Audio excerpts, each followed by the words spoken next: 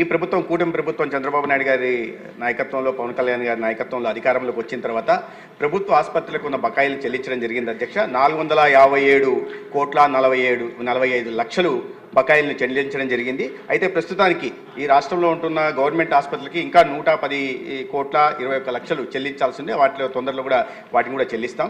అదేవిధంగా గుంటూరు ప్రభుత్వ ఆసుపత్రికి సంబంధించి గౌరవ సభ్యులు అడిగారు పెండింగ్ బిల్లుల గురించి. పెండింగ్ బిల్లులు బకాయిలుగా ఉంటున్న 20,24 లక్షలను చెల్లించడం జరిగింది.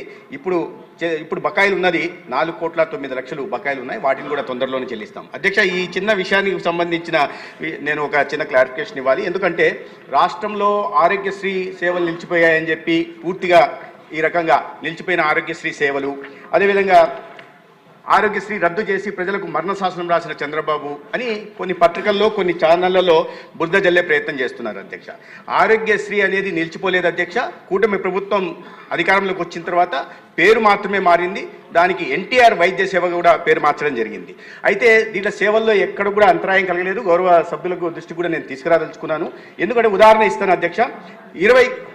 ఈ బెనిఫిషరీస్ 2023-24 అంటే గత ప్రభుత్వం అధికారంలో ఉన్న చివరి ఆర్థిక సంవత్సరంలో 12,53,065 మంది దీని ద్వారా లబ్ధి పొందితే, అదే ఎన్టీఆర్ వైద్య సేవ ద్వారా కూటమి ప్రభుత్వం అధికారంలోకి వచ్చిన తర్వాత గత ఆర్థిక సంవత్సరం 24-25లో అది కాస్త 13,42,673 పెరిగింది అధ్యక్ష. అంటే 90,000 మంది అదనంగా లబ్ధి పొందారు. రెండో విషయం ప్రీ ఆథరైజేషన్లు ఇచ్చిన మొత్తం 2023-24 ఆర్థిక సంవత్సరంలో 3,758 కోట్లు అయితే, అదే మా ప్రభుత్వం వచ్చిన తర్వాత అధికారంలోకి వచ్చిన తర్వాత అది కాస్త 4,079 కోట్లకు పెరిగింది. అంటే దాదాపు దీంట్లో కూడా 260 కోట్లు పెరిగింది అధ్యక్ష. కాబట్టి ఆరోగ్య సేవలు నిలుస్తున్నాయి అని చేస్తున్న అసత్య ప్రచారంలో ఏమాత్రం నిజం లేదు. రెండో విషయం, ఎందుకు ఈ పెరిగింది ప్రీ ఆథరైజేషన్, అడ్మిషన్ బెనిఫిషరీస్ ఏమో 6.88% పెరిగారు అధ్యక్ష. ప్రీ ఆథరైజేషన్స్ అంటే చెల్లించిన మొత్తం 7.88% పెరిగింది. దీంట్లో పెరగడానికి కారణం ఏంటంటే అధ్యక్ష, ఒక రోబస్ట్ మెకానిజం పెట్టడం, ఎన్ఫోర్స్మెంట్ చేయడం ద్వారా పెరిగింది అధ్యక్ష. ఉదాహరణకు చెప్తాను అధ్యక్ష, ఆసుపత్రులు మెకానిజం డెవలప్ చేశాం. దాంట్లో ఎక్కడన్నా తప్పులు చేస్తుంటే గతంలో అనేక రకాల తప్పులు జరిగేది. నామమాత్రం పెనాల్టీలు వేసేవాళ్ళు, వసూళ్లు కూడా నామమాత్రంగా చేసేవాళ్ళు అధ్యక్ష. ఉదాహరణకి 23-24 ఆర్థిక సంవత్సరంలో 88 హాస్పిటళ్ల మీద ఈ పెనాల్టీలు వేస్తే 7,68 లక్షలు పెనాల్టీలు వేస్తే దాంట్లో కేవలం 3,74 లక్షలు అంటే 45% మాత్రమే వసూలు చేశారు. వేసిన మొత్తమే 7,68 లక్షలు అధ్యక్ష. వసూలు చేసింది 3,74 లక్షలు అంటే 46%. అదే ఈ ప్రభుత్వం అధికారంలోకి వచ్చిన తర్వాత గత ఆర్థిక సంవత్సరంలో 24-25లో 22,74 లక్షలు, దాదాపు 22,75 లక్షలు పెనాల్టీల రూపంలో వేస్తే అధ్యక్ష, అది కాస్త 19,30 లక్షలు వసూలు చేయడం జరిగింది. అంటే 85% పైగా వసూలు చేయడం జరిగింది అధ్యక్ష. దాని కారణంగానే ఇవాళ నెట్వర్క్ హాస్పిటల్స్ ఏమున్నాయో గతంలో అన్యాయాలకి, అరాచకాలు పాల్పడుతూ తప్పుడు అడ్మిషన్స్ ఇస్తూ తప్పుడు ప్రీ ఆథరైజేషన్స్ ఇస్తున్న ఆసుపత్రులు ఇవాళ తమ పరిధిలో ఉంటున్నాయి. దాని కారణంగా సేవలు కూడా పెరిగాయి.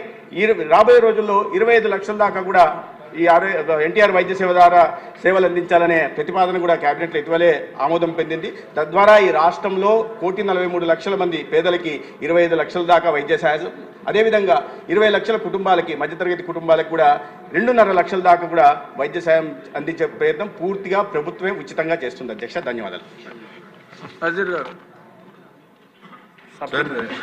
ముందుగా ఈ ఎన్టీఆర్ వైద్య సేవ అనేటువంటి విషయాన్ని ఆసుపత్రిలో చాలా చోట్ల ఇంకా ఆరోగ్యశ్రీ పెడుతూనే కొనసాగుతాం. ఎందుకంటే గతంలో అందాల్సినటువంటి పూర్తి స్థాయిలో వైద్యులు అక్కడ ఉన్నటువంటి హాస్పిటల్స్ ద్వారా అందలేదు. ఈరోజు పూర్తి స్థాయిలో మంత్రి గారు చెప్పినటువంటి విధంగా లబ్ధిదారులకు పూర్తి స్థాయిలో అందుబాటులో ఉండి ఎన్టీఆర్ వైద్య సేవలు అందుతా ఉన్నాయి.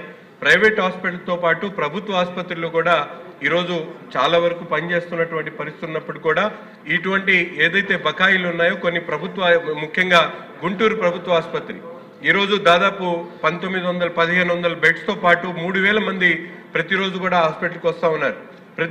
ప్రతి సందర్భంలో కూడా అక్కడ షార్టేజ్ ఉన్నాయి. కాబట్టి అటువంటి హాస్పిటల్స్కి అవసరమైనటువంటి గతంలో అనేక పర్యాయాలు మన ప్రభుత్వం ఉన్నప్పుడు 2014-19 మధ్యలో అనేక సందర్భాల్లో గౌరవ ముఖ్యమంత్రి గారు ఆనాడు చంద్రబాబు నాయుడు గారు ఒక 20 కోట్ల రూపాయల ఆసుపత్రికి ఇవ్వడం జరిగింది.